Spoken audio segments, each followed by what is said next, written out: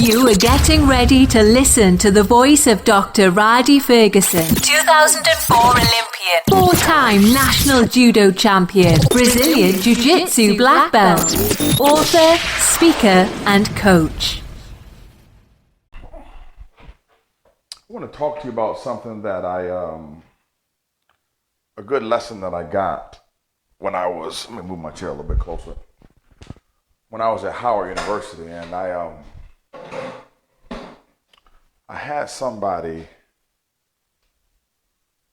ask my son this. There was a gentleman, I'm gonna leave the person unnamed, that was at I was at a tournament recently, US Open, and I found the conversation every time I was around this person to be highly disrespectful. Always asking me, you know, what have you done? Who do you think you are? And all those type of things. And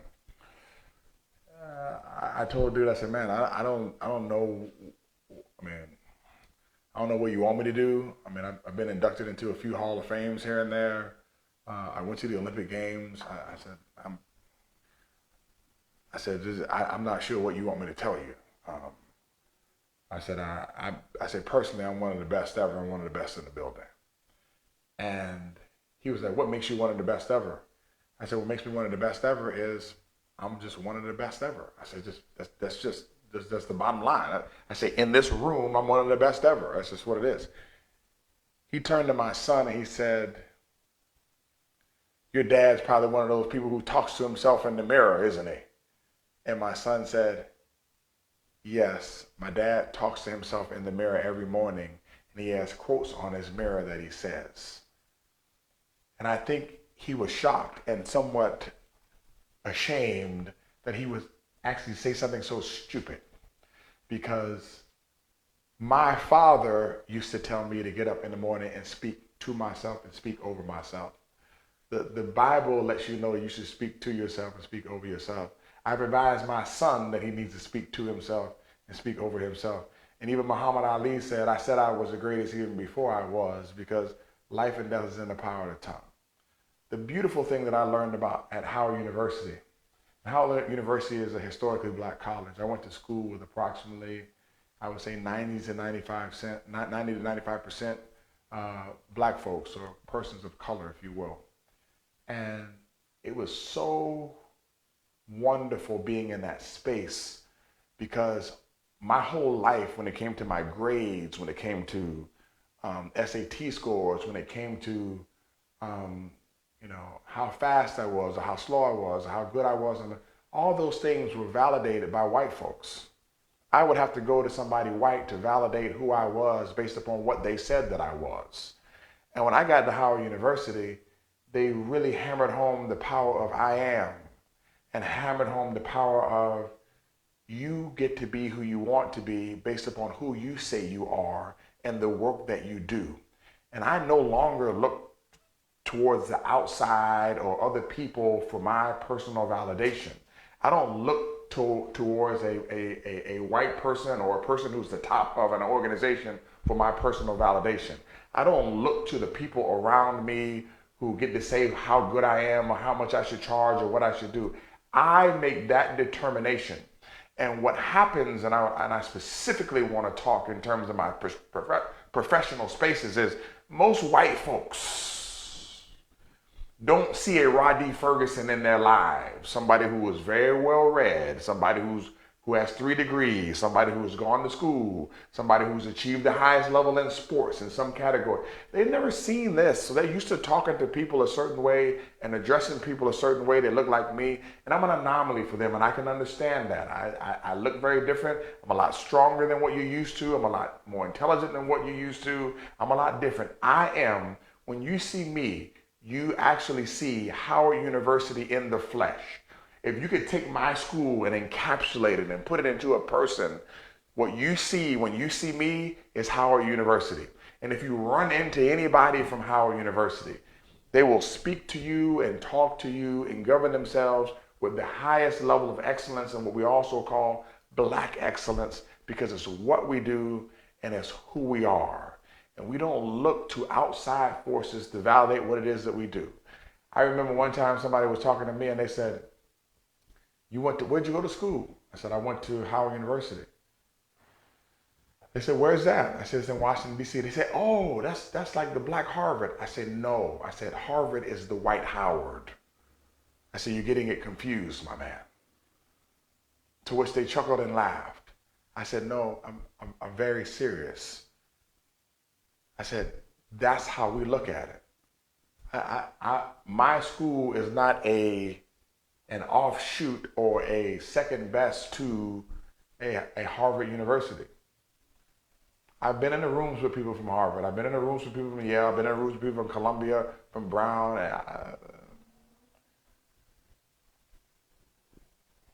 I've been in the rooms. I'm not saying I'm not impressed. I'm just saying it's not Howard. It's just not Howard. It's not Howard University. And what I want to tell you, or the people who are listening, is if you went to Howard or you didn't go to Howard, stop allowing people to provide some level of validation over your life and the things that you've done and the things that you do and the things that you're getting ready to do and who you are and whose you are. Stop listening to that foolishness. I mean, stop listening to it. And we get caught in what's called a trick bag where, you know, in life, I've been there before too, where I got to go to this place and I got to get this certification. I got to go to this place and I got to get this validated. I got to go this and that. And I've gotten to the point now at 47 years old, keep it. Keep it. If you keep it, you want keep it. Keep it. I don't need it. I am not here to sit in front of a group of people or persons or a body of individuals for them to validate what I do, what I've done, and who I am. Just keep it. Keep it. It's okay. I am who God says that I am. I have what he says I'm supposed to have, and I do what he says I'm supposed to do. And that's the end of it. It's so ridiculous when I look at the I would call them the non-physical hurdles and constructs that are put in place to try to keep people pigeonholed in certain situations. Let me say this. What's going on, Tina? How are you? I'm gonna say this to you. I've said this before, and I love saying this, and I tell people this all the time, and I love speaking to the people in the judo world because it's where I work. I enjoy saying this stuff. I am personally the only person in the history of judo in the United States, in history, to be the head coach of a country program, of another national governing body's program, when I was coaching for the Bahamas. I've coached at the Junior Worlds, the Cadet Worlds, the Senior World Championships, the Caribbean American Championships and Games, the CAC Games, which is one of the longest running tournaments ever. Had great experiences, etc.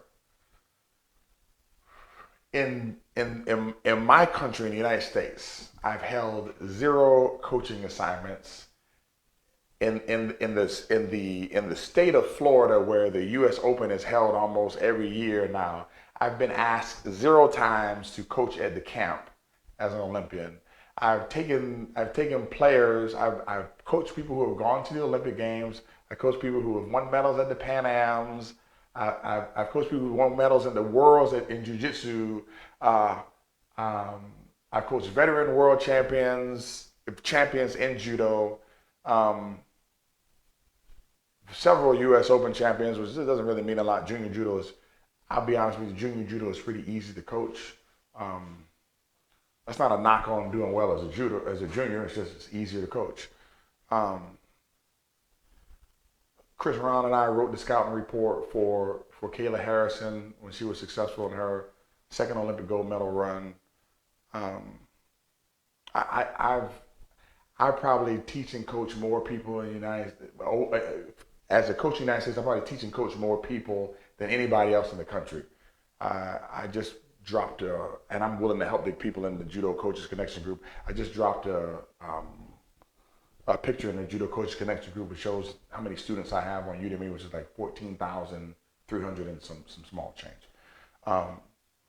I say this because in the United States, I've had 0 coaching assignments. And I'm cool with it. It doesn't bother me. It's not like the coaching assignment is going to produce a bunch of money, you know. But I have people that come out of the country from other places. I just had the young lady that came in from Germany. She came in from Germany. I've worked with her before. I worked with her for like 3 weeks, 2.5 weeks, 8-hour days, doing nothing but grip fighting. She goes to the U.S. Open, beats the number 2 player in the world at a cadet level, and I mean, with no problem, and then goes home, and then we talk about when she's going to come back.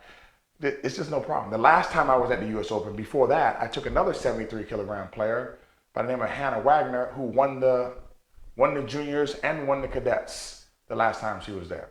It's just no problem. There's a way to do it. There's a formula, and you got to know the formula. And you got to also be able to be humble and listen to the right people and get the right information so that you can continue to improve. I want to give you all some information here because I do a lot of coaching. I do health and wellness coaching with my business partner, Arlo Henderson, and our company Switch On. And what I found out, especially coming out of this pandemic era, where a lot of people were glued to their phones, glued to their devices, glued to their computers, and where a lot of children are watching a lot of social media and TikTok and Instagram and YouTube. So many people are looking for validation from outside sources that don't mean shit. Nothing. What people say about you has some level of relevancy. It does. It has some level of relevance. It does. If the President of the United States gives you an accommodation, it has some type. It does. If your teacher says you're doing well, it has some level of relevancy. But what you say about yourself is more important than anything. And don't let anybody stop you from speaking over yourself and your life in a positive fashion, ever. It's okay to speak the truth about your situation. If you get on the scale and you're overweight, it's okay to say, I am overweight. I am also willing to do the work to get my weight under control. The reason why I'm overweight now is because I'm thinking like an overweight person. And when I stop thinking like an obese person, I'll stop being obese and I'll stop my obese behaviors. When I begin to change my mind, I can change my life. And when I begin thinking like a person that weighs X amount of weight, then I will be X amount of weight, and I'll work like a person being X amount of weight. But don't say I'm fat, I'm ugly, and that has nothing to do with nothing. Don't tell me I'm not good at math. I'm just never good at math. You're programming yourself not to be good at math. Get in the mirror and start saying, I am great at math. I'm one of the best mathematicians in the world. The reason why I'm not good at math right now because I have not sat down and done the math reps. If I sit down and I do math and I do IXL and I get on Khan Academy like I watch YouTube and like I play on Snapchat and like I play on YouTube, I will be excellent at math. I'm going to change my mind and I'm going to change my life. The time that I've been spending on Instagram, the time that I've been spending on Snapchat, the time that I've been spending on YouTube, the time that I've been texting, the time that I've been on my phone, the time that I've been playing these games, I'm going to take that time and I'm going to make myself into a world-class mathematician, and I can do it because somebody before me did it, so it's available to be done.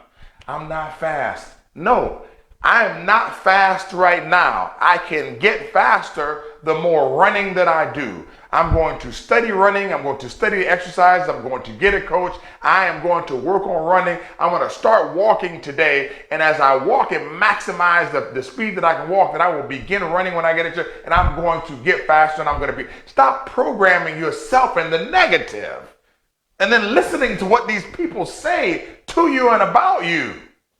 It's foolishness. It is foolishness.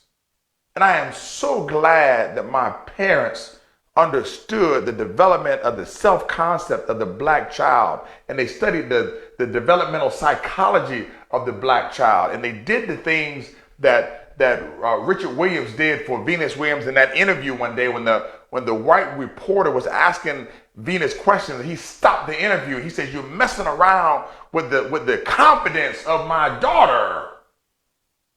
The way you're speaking to her.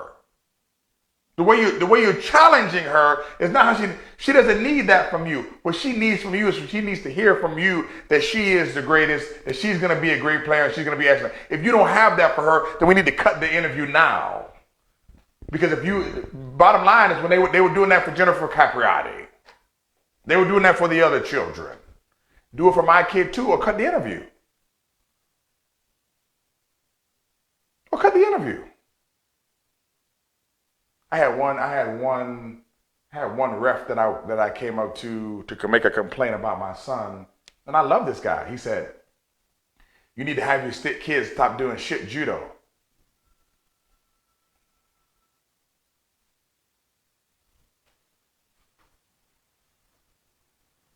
Excuse me, sir. My child just disragged everybody here and then won the Golden Score division the next day. And I would challenge that person if he would say the same thing to the people out of Chicago, the Cohens, when they're coaching. I would challenge him if he say the same thing to Travis Stevens, or if he say the same thing to Jimmy Pedro. And here's the thing. I love the dude that said it. I'm sure he loves me. But why say it to me when I know you don't talk like that to those people, my man?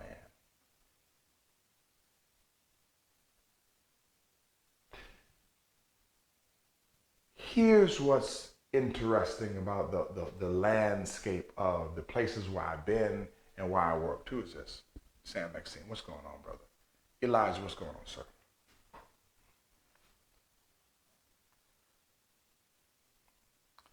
I have no problem saying this. Who is this here that's talking there? Eric, what's going on? I have no problem saying this. When I am in a room full of people, all right? What's going on? What's going on, Miss Trion? When I'm in a room full of people, on a certain subject matter area, okay? Let's say I'm in a room full of people. Let's use somebody watching. Let's use Trion who's watching. If I'm in a room full of people with Trion and her colleagues, and they're having a conversation about real estate, I'm not a real estate expert, my man.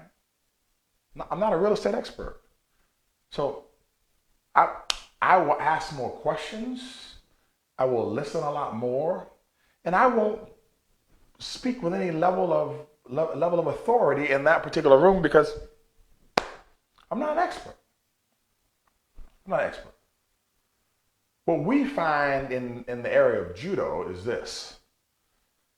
When I'm in a room with other people, it becomes I will say in the right way today, it becomes a male appendage swinging contest of who knows what. And when we get down to it, when we boil it all down, we have markers or measurements about who sits where in what seat based upon legitimacy and accomplishments. Then the classic thing happens. And I'm going to say the classic thing because I've been black for 47 years. The classic things happen when you're black and you're like me. The classic, it's no longer about your accomplishments. It now becomes on what I now believe that you know, or how much legitimacy I want to give you based upon. But irrespective of what you accomplished, I'm now going to speak on you because I don't think that you know what it is that you know. So now we're going to disregard what you know. We're going to go with what we think we know, which falls under the umbrella of the death of expertise. If you never read the book, The Death of Expertise, I would encourage you to get the book, The Death of Expertise. When I'm sitting in a room in judo,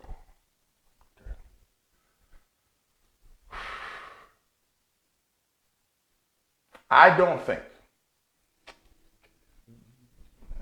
very few people, Hayward Nishioka, David Matsumoto, um,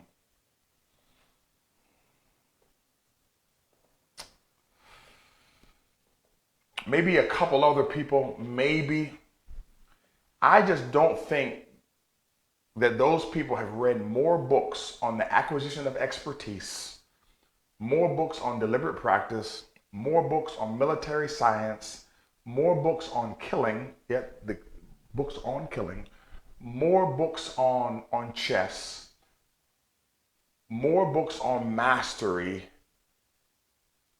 more books on game theory, and more books and research articles on judo than I have, and Brazilian Jiu-Jitsu. I just don't believe it.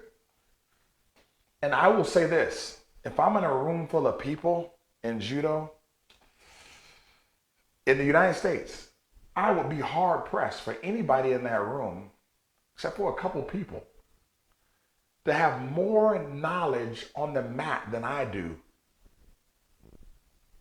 And outside of the grip fighting and the tachiwaza, if I just talk about newaza on down, I am a 4th degree black belt in Brazilian Jiu-Jitsu under Ricardo Laborio. I've been doing Jiu-Jitsu since 1998. The amount of newaza that I know will supersede any of the newaza that you know out of judo. You won't even be able to keep up.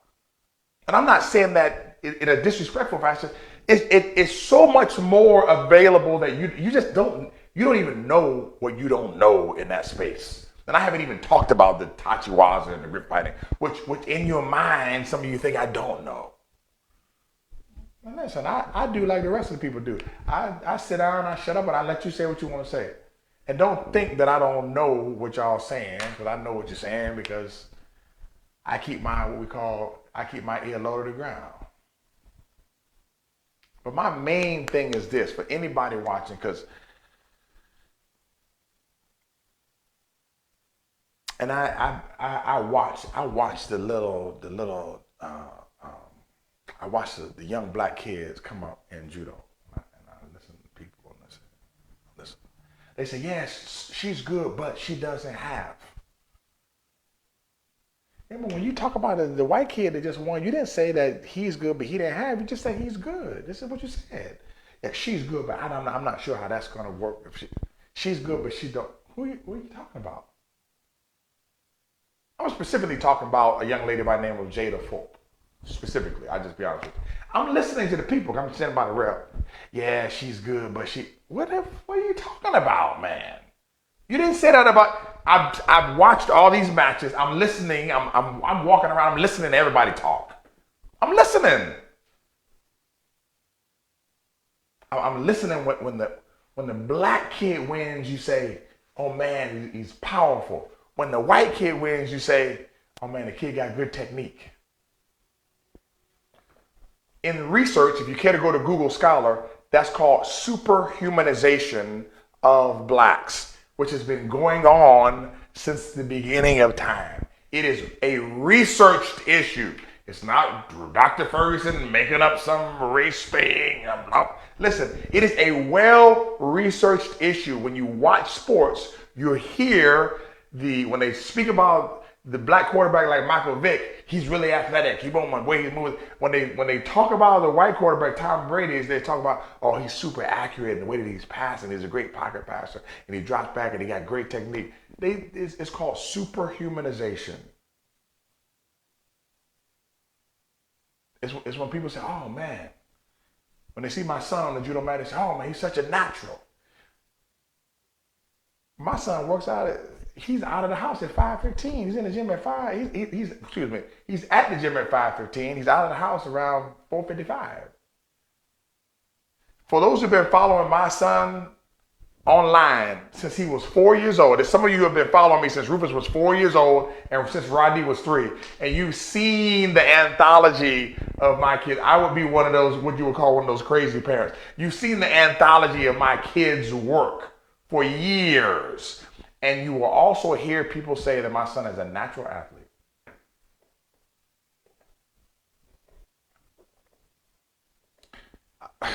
I wish Rufus was a natural athlete. Rufus is not a natural athlete, nor is Rhadi, nor was I, nor was my daddy. The only natural thing is when my dad would put his foot in my natural black ass if I didn't get to moving like he said. That was the only natural thing that we had available. And I provided Rufus with the same natural experience, and Rhadi too. Because you can say that there are many ways if you want to. You can. I am telling you that there is one way. You can tell me about the many ways. There's many ways. No. There's many ways if you're only trying to get there. But if you're trying to get there, there's one way. There's only one way. Anybody will tell you there's only one way. So let me close out and say this. The lesson I learned at Howard University, man, speak truth to power. The lesson I learned at Howard University was the lesson of black excellence. The lesson I learned at Howard University was, hey, don't let them people speak over your life and tell you who you are and whose you are, or what you can do or what you can't do. They've been doing that long enough. You're here with us, and we're going to tell you what you can do, and we're going to make sure you damn it do it. And that was it. I remember Dr. Broom in engineering. I had an 8:10 class in the morning, and I wrestled. Wrestling practice was at 6 o'clock, and I wrestled. And I got to the door at 8:10. And if anybody went to Black College at around the time that I did, you do know what happened with that door. That door was locked, my man. Now you got 6 o'clock practice, you running from practice after practice trying to get something to eat to go to the calf and then get to the, 6 o'clock practice, 6 o'clock to 7:30, out of practice, shower, calf, grab something, whop, and then get to class. Running down the hill to engineering building. When I got to class, the door was locked. I knocked on the door. Dr. Broom came outside. He said, sir, you need to respect your classmates. You need to get here early. No problem. It was a Tuesday, Thursday class. Thursday, I'm in class early. I wrestle. Wrestling practice in the morning. I'm trying to hydrate and drink, get a practice.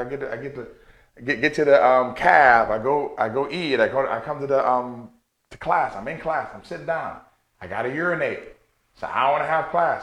I get up to urinate, to come back from the bathroom. The door is what? The door is locked, to which he says, sir, you need to have better control of your bladder. Wham! And then he closed the door. I am locked out of the class. I was so pissed, I kicked the door. I couldn't go anywhere because my calculator, my book bag, my books, all the stuff is in the classroom. This went on for about a week and a half, which is a long time for a Tuesday, Thursday class. I'm wrestling practice, running from wrestling practice, going to try to get something to eat. It was to the point where I was like, I finished wrestling practice, I stopped drinking water, and if anybody wrestled in college, after wrestling practice, you're dehydrated. I stopped drinking water, got some snacks to put in my bag to run down the hill in the class. I started getting to the class at like 7:45, 7:50. So when he walked into class, I'd already be there waiting. Could not get up and could not use the restroom. Now, what did that teach me? I didn't realize that if you're in Congress or you're in meetings, and I've been in meetings with USA Judo, and we had to meet with senators, and I've also been in meetings, like business meetings that go long 2-3 hours. You can't keep getting up and using the bathroom in those meetings. I didn't know that when I was in college. I did understand that lesson that he was trying to give me. Like, if you're in court, you got to have control over your bladder for a long period of time. If you're in some professional spaces and places where you need to have control over your bladder. You do. You're also in a position where Mr. Ferguson early is on time and on time is late. And I got that lesson too. And they wanted me to understand at Howard University, don't create excuses for people to have reasons to hold you back or to stop you. Black excellence is what black excellence is. It is excellent. And what makes it black excellence is you're black. Not you being black makes it excellent. You're excellent and you're also black. Thus, black excellence. That was the lesson I got at Howard University. Here's what I'll tell you. Be excellent. Speak excellence over your life. Govern yourself in an excellent fashion. And don't let anybody tell you otherwise. Take care. This is Dr. Ferguson. Have a super fantastic day. And remember, I love you, but God loves you best.